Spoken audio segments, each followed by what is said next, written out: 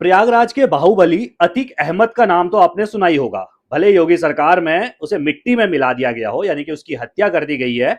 अतीक परिवार लगातार चर्चाओं में बना हुआ है। बाहुबली कई बार विधायक, करीब 5 से 6 बार विधायक रहा, 2 बार सांसद रहा।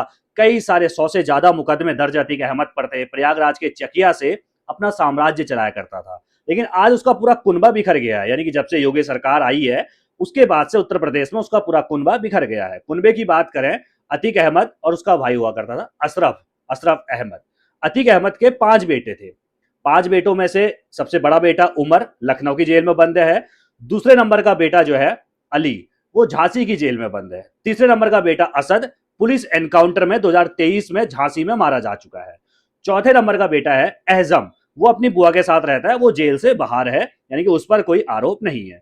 5वें नंबर का बेटा था आबाद अहमद, वो झांसी में 6 अगस्त 2026 के दिन रोड एक्सीडेंट में मारा जाता है। वो अपने जेल में बंद, झांसी जेल में जो बंद भाई है दूसरे नंबर का अली, उससे मिलने जा रहा था और उसकी कार जो है क्रेटा कार से वो जाता, अपने दोस्तों के साथ जा रहा था और झांसी में एक डिवाइडर से उसकी कार टकरा जाती है और 2 लोगों की इसमें मौत होती है। एक तो अतीक अहमद के सबसे छोटे बेटे आबान अहमद की, और एक उसका दोस्त सोनू जो बैठा था उसकी मौत होती है। बाकी जो 3 लोग और सवार थे ड्राइवर्स के साथ, 2 लोग और, यानी कि एक ड्राइवर और 2 दोस्त और सवार थे, ये 3 गंभीर रूप से घायल हो जाते हैं। सब कुछ हो जाता है जी। अबान अहमद को सुपुर्द खाक किया जाता है 8 अगस्त के दिन।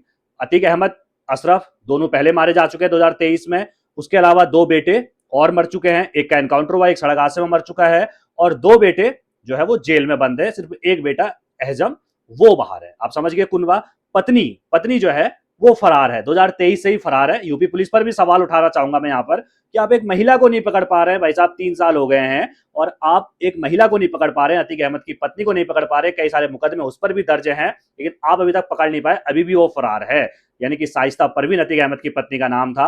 वो ना अपने पति, ना अपने देवर, ना अपने बेटे, ना किसी, मतलब 2 बेटों की मौत हुई, दोनों बेटों में से किसी के भी अगर जनाजे में देखेंगे तो नहीं पहुंचती है, या फिर पहुंची भी होगी तो भाई बुरखा उरखा पहन के पहुंची हो तो शायद पुलिस भी ना पहचान पाई हो। और उसकी सिर्फ 2 ही फोटो तस्वीरें जो बाहर है, एक तो मैं आपको दिखा रहा हूं और एक और तस्वीर है, बस 2 ही तस्वीरें उसकी तैरती। अब तो भाई 3 साल में बदल गई होगी। जब दुखों का पहाड़ टूटा है तो भाई पतली भी हो गई होगी। इन तस्वीरों में आप मोटी देख पा रहे हैं, यानी कि कुनबा पूरी तरीके से बिखर गया है। लेकिन 8 अगस्त के दिन आबान जो सबसे छोटा बेटा था, जब उसे सुपुर्द खाक किया जा रहा था, तो दो भाई आबान के, जो 2 बड़े भाई, नंबर 1 का उमर और नंबर 2 का अली, जो जेल में बंद है, एक झांसी एक लखनऊ, उन्होंने इलाहाबाद हाईकोर्ट से पैरोल मांगी कि हमें अपने भाई को मिट्टी देनी है। यानी कि मुसलमान में अंतिम संस्कार जिस तरीके से किया जाता है, मिट्टी दी जाती है दफनाते समय, मिट्टी देने के लिए हमें पैरोल दी जाए। हाईकोर्ट ने पैरोल दे दी, जी जाइए, ठीक है, आपका भाई सड़क हादसे में मारा गया है, आपको जाना चाहिए। अतीक अहमद की मौत के समय भी इन दोनों भाइयों को पैरोल नहीं मिली थी। 2023 में ये जेल में बंद थे।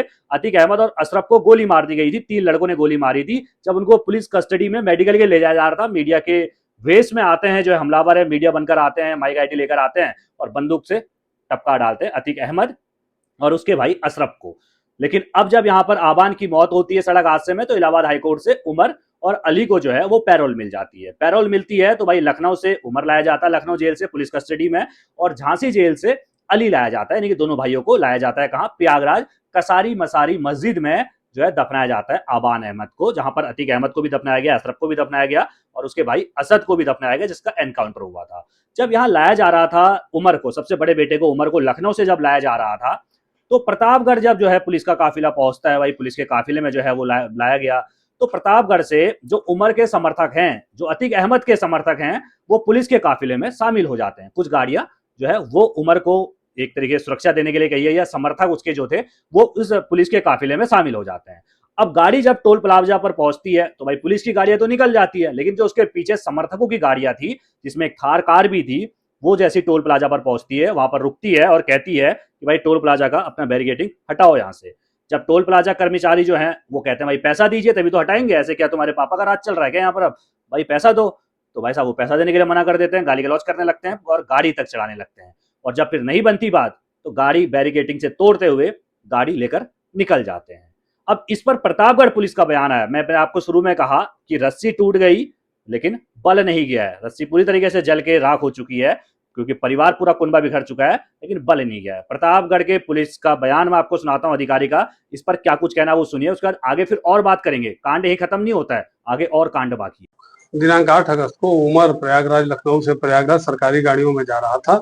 हथीगावा के अख्तियारी टोल प्लाजा के पास जब इसकी गाड़ी निकल गई तो इसकी काफिले के पीछे स्कॉर्पियो और थार गाड़ी जो थी और अन्य गाड़ियां थी, इन लोगों ने टोल कर्मियों से टोल न देना पड़े इसके लिए उनसे बदतमीजी किया, उनका बैरियर तोड़ दिया और उन पे गाड़ी चढ़ाने का प्रयास किया।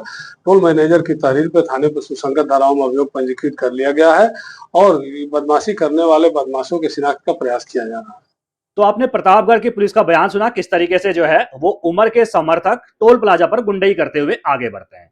अब भाई प्रतापगढ़ से गाड़ी आगे पहुंचती है, प्रयागराज टोल प्लाजा पर पहुंचती है और यहां पर काफिले में और ज्यादा गाड़ियों की भीड़ इकट्ठा हो जाती है। यानी कि प्रतापगढ़ से कुछ गाड़ियां जुड़ी थी, प्रयागराज पहुंचने के बाद करीब 28 से 30 गाड़ियां जुड़ जाती है। यहां पर भी टोल प्लाजा पर वही दोहराया जाता है, वही कांड किया जाता है, टोल नहीं दिया जाता है, बैरिकेडिंग तोड़कर जो है वो पहले पुलिस की गाड़ी आगे निकलती है, उसके बाद जब बैरिकेडिंग दोबारा लगता है तो जो उसके समर्थक थे, जो 30 गाड़ियों में सवार थे, उमर के समर्थक, अतीक अहमद के सबसे बड़े बेटे के समर्थक, वो टोल प्लाजा पर गुंडागर्दी करते हुए, टोल कर्मचारियों पर गाड़ी चढ़ाने की कोशिश करते हुए और जो बैरिकेडिंग रखे थे उनको तोड़कर आगे निकल जाते हैं। अब यहां पर भी करीब 28 से 30 सीसीटीवी के आधार पर 28 से 30 गाड़ी मालिकों के खिलाफ एफआईआर दर्ज हो चुकी है। यानी कि उमर बाहर आया, अतीक अहमद का सबसे बड़ा बेटा बाहर आया और फिर से टोल कांड करके दोबारा जेल जा चुका है। प्रयागराज पहुंचते हैं जी, कसारी मसारी कब्रिस्तान में अपने भाई आबान को मिट्टी देते हैं, अंतिम विदाई देते हैं, यानी कि उसके जनाजे को कंधा देते हैं। तीनों भाई, तीन ही बचे हैं, दो की तो मौत हो चुकी है, एक एनकाउंटर में मर गया, एक सड़क हादसे में मर गया है। दो भाई जेल से आते हैं और एक भाई जो एहजम बाहर है, तीनों भाई कंधा देते हैं। उसके बाद पुलिस की पैरोल में हाईकोर्ट के आदेश पर 1 घंटे का समय दिया गया था कि आप अपने परिवार के लोगों से, अब जो तुम्हारा भाई बाहर है उससे मिल सकते हो, तुम्हारी बुआ जो कुरैसी है उससे तुम मिल सकते हो। एक टेंट लगाया जाता है, उस टेंट के अंदर जो है अली और उमर और एहजम और उसके अलावा जो उनकी बुआ है वो सब बैठते हैं, बातचीत होती है, माँ के बारे में भी बातचीत होती है, जो खबरें निकल कर आई कि माँ शाइस्ता कहाँ फरार है, शायद इनको पता भी होगा कि कहाँ है, लेकिन जो भी बातचीत बंद टेंट के अंदर होती है उसके बाद फिर दोनों को जेल लेकर वापस पुलिस लेकर चली जाती है। लेकिन अब इस गुंडागर्दी की चर्चाएं जोरों शोरों पर मीडिया पर चल रही हैं। अगर एक चीज और अगर आप देखते हैं तो कसारी मसारी मस्जिद में अतीक अहमद की मौत के बाद इतनी भीड़ देखने को मिली थी, करीब 5 से 6 हजार लोग थे। 1,000 पुलिसकर्मी वहां भीड़ को नियंत्रित करने के लिए थे, लेकिन उसके बावजूद भी भीड़ उग्र हो जाती है। बैरिकेटिंग तक तोड़ने की कोशिश की जाती है। जब आबान अहमद को जनाजा जो है कंधे में उठाया जाता है उमर, अली और इसके अलावा एहजान की तरफ से, तो उसके बाद भीड़ बेकाबू होने लगती है। पुलिस को हल्का लाठीचार्ज भी करना पड़ता है, बैरिकेटिंग तोड़ दी जाती है।